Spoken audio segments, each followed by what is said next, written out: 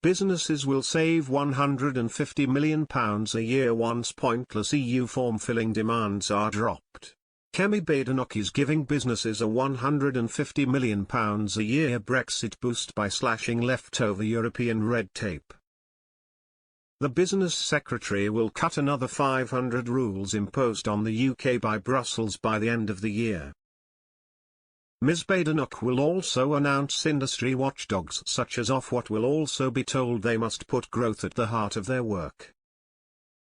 She told the Daily Express, "This government is making the most of our Brexit freedoms to scrap or reform thousands of EU laws that have tied up businesses in unnecessary red tape for too long.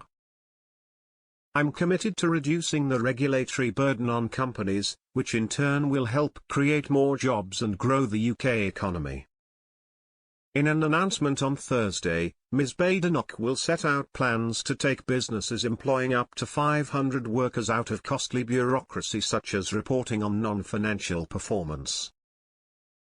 The government estimates around 2,000 extra firms will benefit from the changes, and having fewer forms to fill in will save around £150 million a year.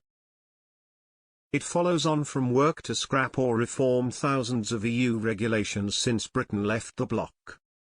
Changes to paperwork on the Working Time Directive are estimated to save employers £1 billion this year in what ministers view as a big Brexit win. The government is carrying out the last wave of red tape reduction after a push from businesses to ease the burden.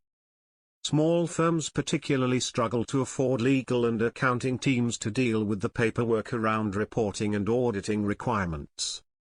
The Business Secretary wants regulators to also take a more proactive role in boosting growth by taking account of the economy when making decisions.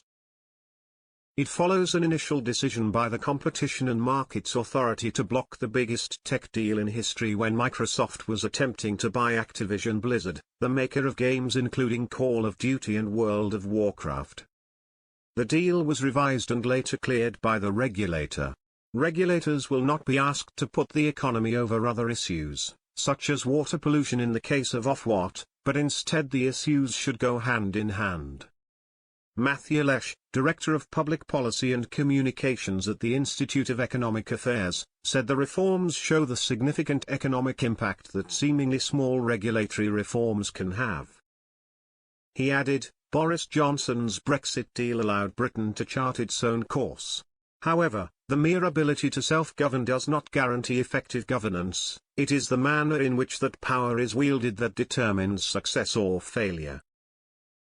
It comes after Rishi Sunak gave a wide-ranging speech in London that hailed Britain's bright Brexit future and said the government is seizing the freedom and flexibility that being outside the bloc offers.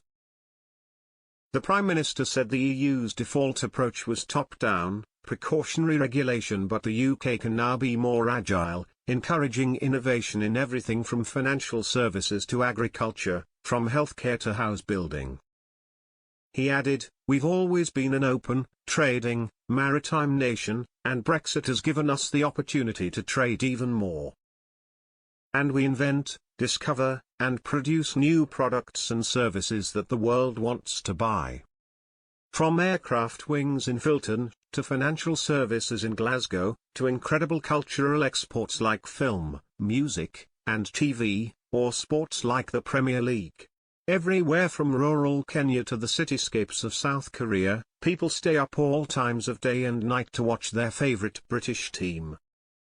It's no wonder that Brexit Britain has leapt above France, Japan, and the Netherlands to become the world's fourth biggest exporter. And the more we export, the better our businesses will do, the more jobs we will create, the more wealth we will generate, right across our country.